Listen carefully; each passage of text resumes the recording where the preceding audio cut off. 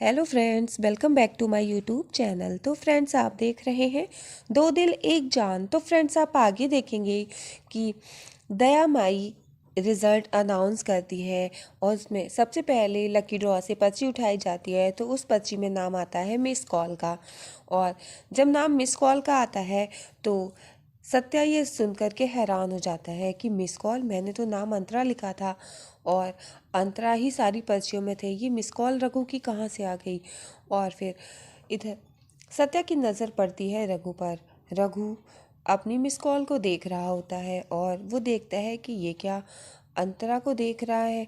और फिर सत्या की नज़र बिल्कुल रघु पर से हटती नहीं है।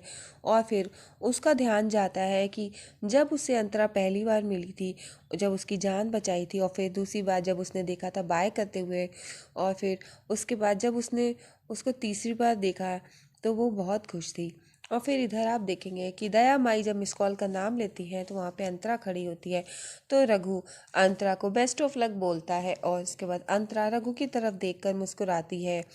सत्या ये देख करके बहुत हैरान होता है कि अंतरा ही मिस कॉल है। और दया माई उसको स्टेज पर बुलाती हैं और फिर वो सत्या से कहती हैं कि ये लो, तुम प्राइज़ दो। और फिर सत्या वो बॉक्स लेता है और फिर वो बॉक्स वो अंतरा को दे देता है।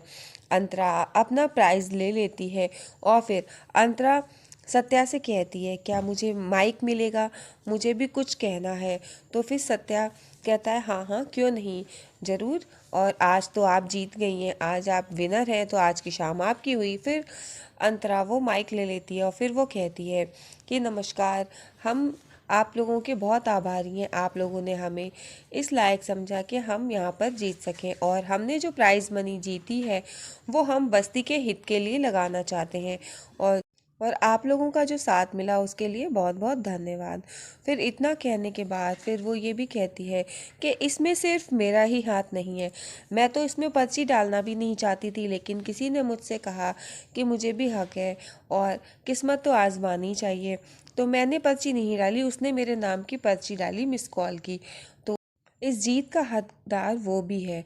और फिर वो अपनी प्राइज मनी दे देती है। रसिका कहती, ये क्या कर रही है, ये तो अपने पैसे दे दे रही है, और बताओ मैं तो इससे नेकलेस लेती। और फिर इधर रघु ये सब देख करके खुश हो जाता है।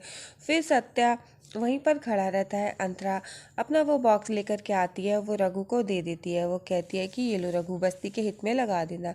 रघु ये सब देख करके बहुत खुश होता है। रघु अंतरा को एक साइड में ले जाता है और फिर रघु अंतरा से कहता है कि मैंने तुझसे कही थी कि अब हम दोनों में ये दूरियां बहुत आ गई हैं। तो फिर वो अंतरा को अपनी तरफ खींचता है और फिर अंतरा से किसके लिए कहता है। तो फिर अंतरा और रघु दोनों के बीच में काफ़ी नज़दीकियां बढ़ जाती हैं।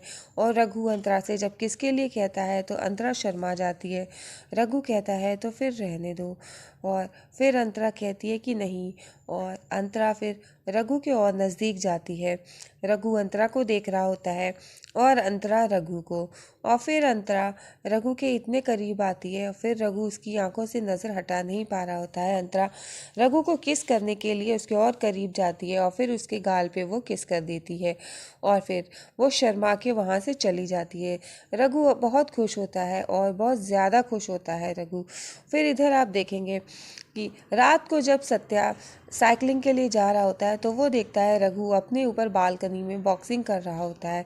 तो सत्या वहीं पे रुक जाता है। वो ये कहता है कि यार, तुम इस टाइम पे बॉक्सिंग कर रहे हो, क्या बात है। और फिर वो ये कहता है कि यार, मैंने तुम्हारी मिस कॉल को गलत समझा, उसके लिए मैं सॉरी बोलता हूँ, मुझे माफ़ कर दे। मैं नहीं जानता था कि अंतरा ही तेरी मिस कॉल है, इसके लिए सॉरी यार।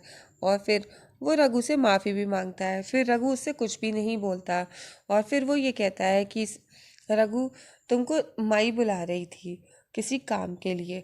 तो फिर रघु कहता है कि ठीक है।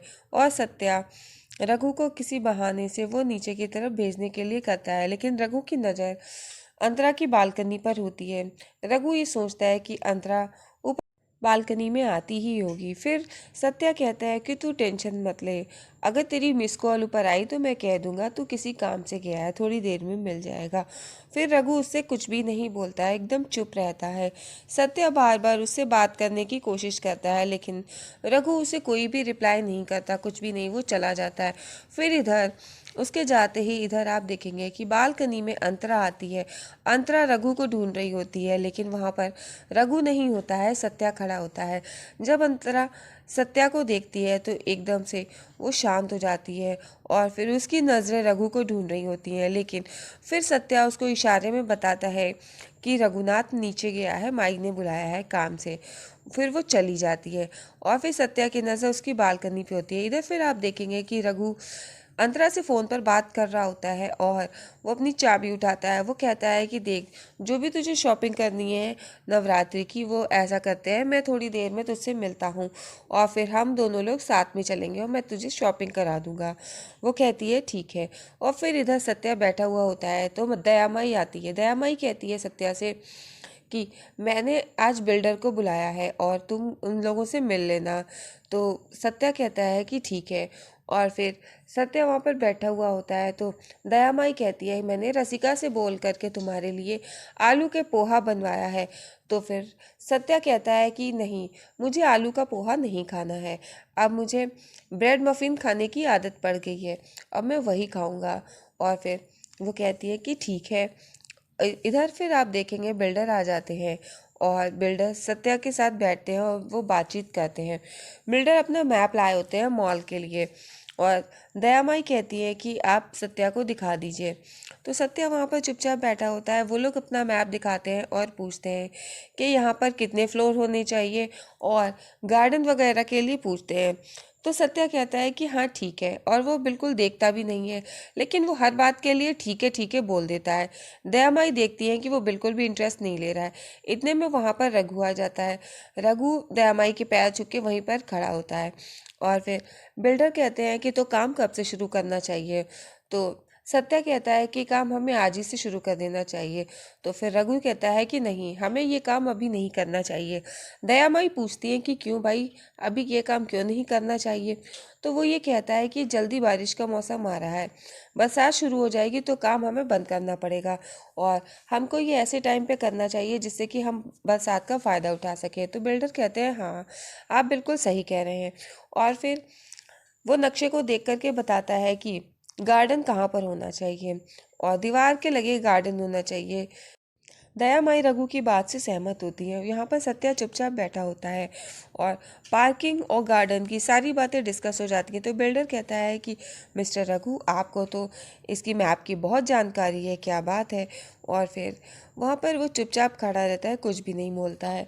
फिर दया माई वहाँ पर कहती हैं कि सत्या, तुम बताओ तुम्हारी क्या राय है। तो वो ये कहता है कि रघु को मुझसे ज़्यादा पता है इसके बारे में, तो आप रघु से पूछ सकती हैं। तो रघु वहीं पर चुपचाप खड़ा रहता है, कुछ नहीं बोलता। बिल्डर कहता है हमें आज ही लोन के लिए वहाँ पर बैंक जाना पड़ेगा। सत्या कहता है रघु को ले जाओ, मुझे यहाँ कुछ पर्सनल काम है। फिर इधर रघु मचमच को फ़ोन करता है और वो ये कहता है कि तुम ऐसा करो, अंतरा को अपनी गाड़ी में लेकर के जाओ और उसको कुछ शॉपिंग करनी है पूजा की, तो वो करवा दो। इधर सत्या ये सुनकर बहुत खुश होता है कि अब वो अंतरा